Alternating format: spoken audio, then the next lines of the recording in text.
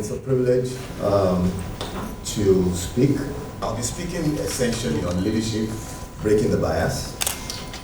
So it's not necessarily about women. It centers around women, but I think women have really shone the light in terms of letting us appreciate and understand the fact that there's benefit in inclusion as a whole. So ladies and gentlemen, distinguished guests, leaders, aspiring leaders and panelists, let me start by congratulating all the women in the House for steps taken thus far in bringing to our consciousness the advantages and benefits of an inclusive society. By investing in women, we can create change and increase the momentum towards transiting to a healthier, safer, and more equal world for all. The campaign theme for International Women's Day 2024 is Inspire Inclusion. Of course, the aim is to make others understand and value women's inclusion so we can all create a better world. I'll be speaking on a topic that I believe is timely, but also essential for the progress and prosperity of our society. Leadership and breaking the bias. In a world that is increasingly diverse and interconnected, it is imperative that we confront and dismantle the biases that hinder our collective growth and potential. Leadership, at its core, is about inspiring others, driving positive change, and fostering an environment where everyone can thrive. However, bias, whether conscious, subconscious, or unconscious, has long been a barrier to achieving true inclusivity and equality in our organizations, communities, and beyond. Breaking the bias requires a concerted effort from all of us.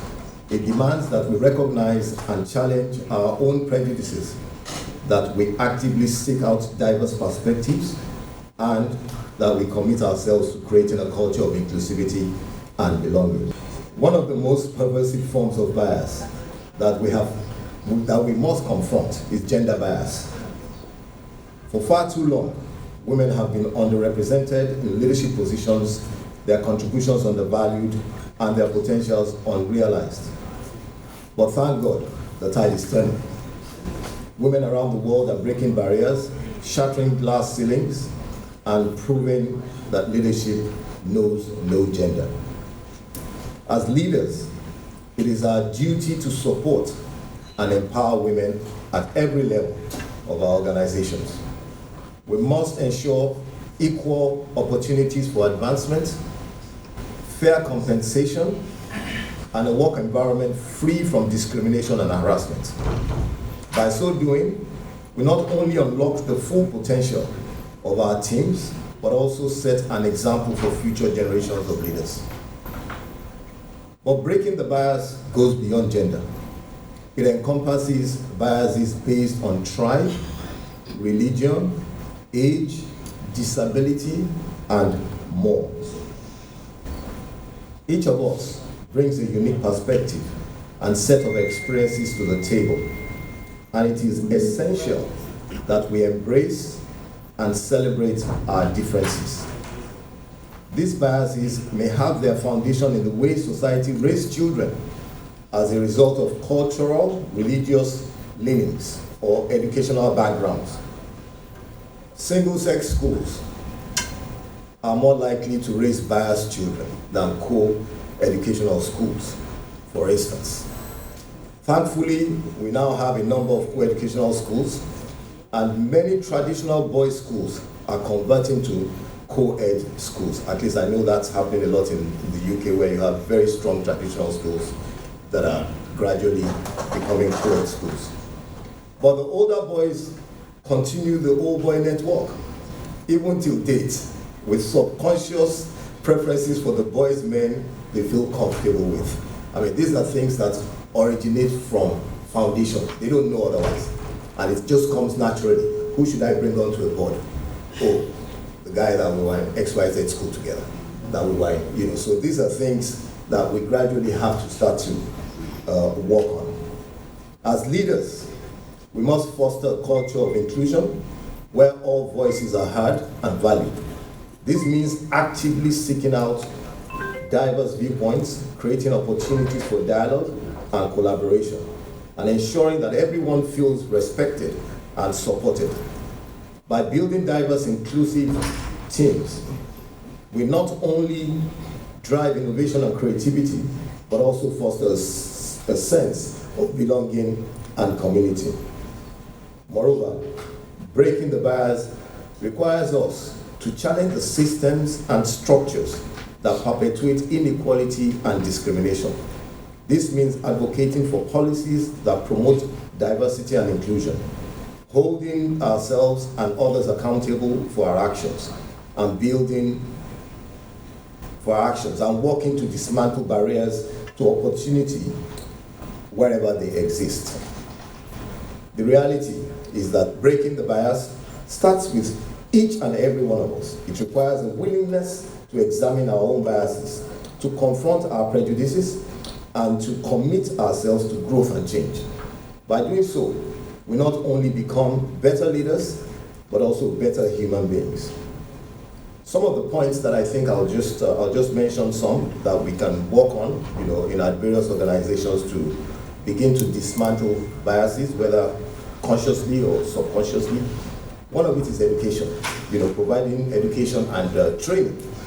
Providing education and training can increase awareness amongst leaders and empower them to recognize and mitigate biases in their decision-making processes. Putting into school curriculums, organizing workshops and conferences such as this helps drive home the point and chase out existing biases.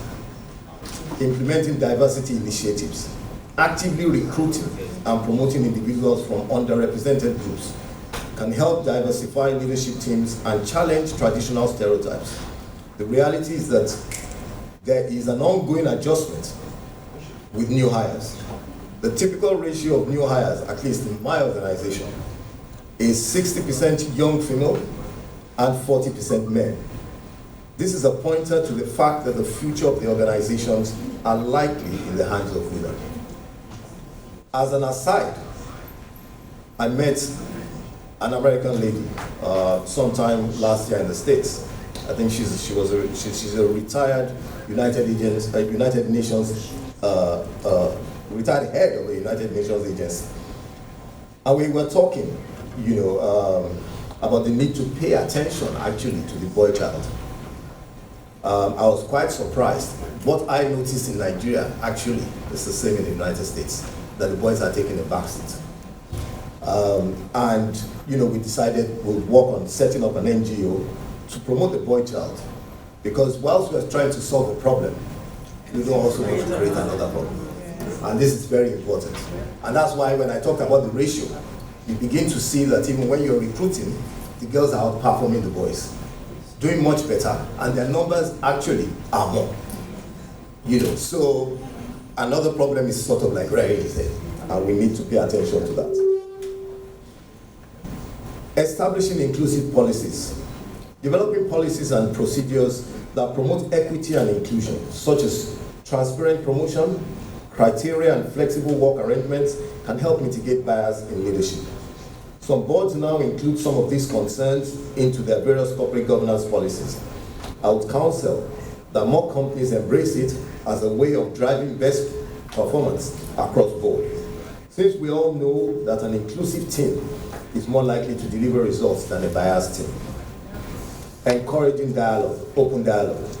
Creating a culture where employees feel comfortable discussing bias and advocating for change can foster a more inclusive environment and empower marginalized voices.